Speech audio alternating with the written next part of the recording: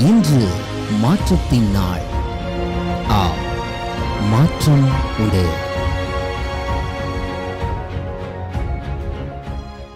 ஆண்டவராக இயேசுவின் நாமத்தினாலே மாற்றம் உண்டு என்கிற இந்த அனுதின தியானத்தின் மூலமாக உங்களை சந்திக்கிறதுல எனக்கு மிகுந்த சந்தோஷம். ஆண்டவர் உங்களோடு கூட இருந்து நடத்தி வருகிற தம்முடைய ஆச்சரியமான பாதைகளுக்காக நான் ஆண்டவரை ஸ்தோத்திரிக்கிறேன். தொடர்ந்து தம்முடைய கிருபையும் ஆச்சரியமான தம்முடைய மகத்துவமான நன்மைகளும் உங்களுடைய வாழ்க்கையில நீங்காமல் நிலைத்திருக்கட்டும்படி இயேசுவின் நாமத்தில் உங்களுக்காக ஜெபிக்கிறேன். கிருபை அதிகமாய் உங்களோடு கூட இருந்து தம்முடைய ஆச்சரியமான கரத்தினாலே கர்த்தர் உங்களை மூடுவாராக. நம்ம எல்லாருக்கும் தெரிந்த ஒரு வேத வசனம் 23ஆம் சங்கீதத்தின் 5வது வசனத்தை இன்றைக்கு ஆவியானவர் என் இருதயத்தில் வைத்து இந்த வார்த்தையை உங்களுக்கு பேசும்படிக்கு கர்த்தர் ஞாபகப்படுத்தினார். சங்கீதக்காரன் சொல்லும்போது Psalm chapter 23 verse number 5ல் என் சத்துருக்களுக்கு முன்பாக நீர் எனக்கு ஒரு பந்தியை ஆயத்தப்படுத்தி என் தலையை எண்ணெயால் அபிஷேகம் பண்ணுகிறீர்.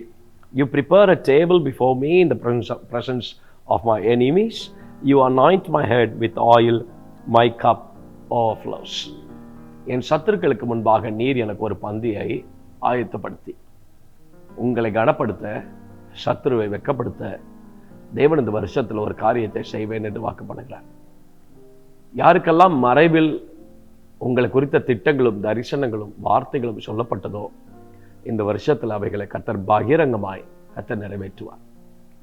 மறைவில் சொல்லப்பட்ட எல்லா வார்த்தைகளும், மறைவில் சொல்லப்பட்ட எல்லா திட்டங்களும், மறைவில் சொல்லப்பட்ட எல்லா தரிசனங்களும் இந்த வருஷம் பகிரங்கமாய் நிறைவேறும்.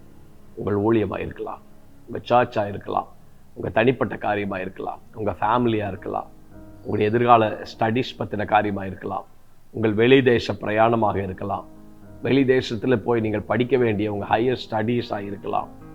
கர்த்தர் சொன்னாரா, இந்த வருஷம் பகிரங்கமாய் கர்த்தர் அதை நிறைவேற்றுவார்.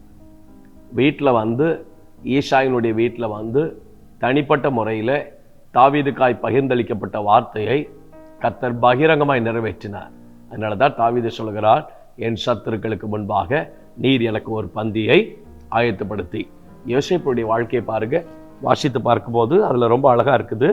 பின்னும் பார்வோன் யோசேப்பை நோக்கி, பார், எகிப்து தேசம் முழுமைக்கும் உன்னை அதிகாரியாக்கினேன் என்று சொல்லி பார்வோன் தன் கையில் போட்டிருந்த தன் முத்திரை மோதிரத்தை கலற்றி அதை யோசேப்பின் கையிலே போட்டு மெல்லிய வஸ்திரங்களை அவனுக்கு கொடுத்தி பொன் சரப்பணி அவன் கழுத்திலே தரித்து தன்னுடைய 2ஆம் ரதத்தின் மேல் அவனை ஏற்றி தெண்டனிட்டு பணியுங்கள் என்று அவனுக்கு முன்பாக கூறிவித்து எகிப்து தேசம் முழுமைக்கும் அவனை அதிகாரியாக எல்லாரும் பணிங்க எல்லா கண்ணுக்கு முன்னாடி கொண்டு வந்தார். கர்த்தர் எங்க சொன்ன வார்த்தை இது? வீட்டில் இருக்கும்போது சொன்ன வார்த்தை. யோசேப்பு வீட்டில் இருக்கும்போது கண்ட சொப்பனத்தில் வந்த வார்த்தை தானே. கர்த்தர் யோசேப்புக்கு வீட்டில் இருக்கும்போது சொன்ன தரிசனம் தானே. கர்த்தர் வீட்டில் இருக்கும்போது சொன்ன திட்டம் தானே. ஆனால் எல்லாரும் இருக்கும்போது தேவன் அந்த வார்த்தையை நிறைவேற்றுவதற்கு சித்தமுள்ள திட்டமுள்ள ஆச்சரியமான ஆண்டவராக இருந்தார். எஸ்தரின் புஸ்தகத்தில் 6ஆம் அதிகாரத்தில் ரொம்ப அழகாக நாம் வாசிக்கிறோம். ஆண்டவருடைய பரிசுத்த நாமத்துக்கு மகிமை உண்டாவதாக.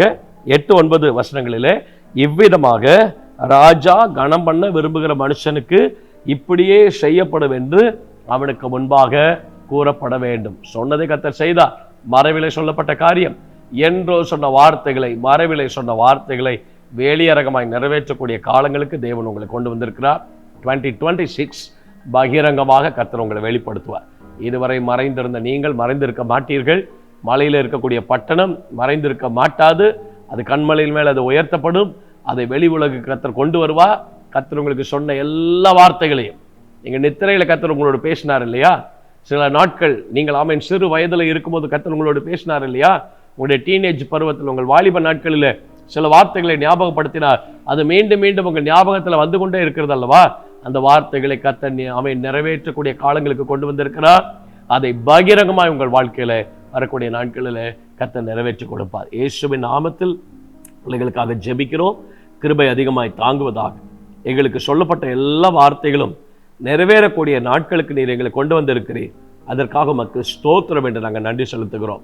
கர்த்தர் எல்லா வார்த்தைகளையும் எல்லா வார்த்தைகளையும் எல்லா வார்த்தைகளையும் எல்லா வார்த்தைகளையும் எல்லா வார்த்தைகளையும் சொல்லப்பட்ட எல்லா திட்டங்களும் தரிசனங்களும் மறைவிலே சொல்லப்பட்ட வார்த்தைகள் வெளியரங்கமாய் பகிரங்கமாய் அவைகள் நிறைவேறட்டும் என்று நாங்கள் இயேசுவின் நாமத்தில் ஜெபிக்கிறோம். மறைவிலே சொல்லப்பட்டவைகள் பகிரங்கமாய் இந்த வருஷத்தில் நிறைவேறட்டும். எல்லா கண்களும் கண்டு கர்த்தருடைய நாமத்தை உயர்த்தத்தக்கதாய் மேன்மைப்படுத்தத்தக்கதாய் மகிமைப்படுத்தத்தக்கதாய் கர்த்தர் மகத்துவமான காரியங்களை செய்து கர்த்தர் நாமத்தை மையப்படுத்தபடியாக ஜெபிக்கிறோம். கிருபையுள்ள கரங்களில் தாழ்த்துக்கிறோம். இயேசுவின் நாமத்தில் ஜெபிக்கிறோம் நல்ல பிதாவே, ஆமென். God bless you. God will bless you. தைரியமாக இருங்க. ஆமென். ஆண்டவர் நல்லவர்.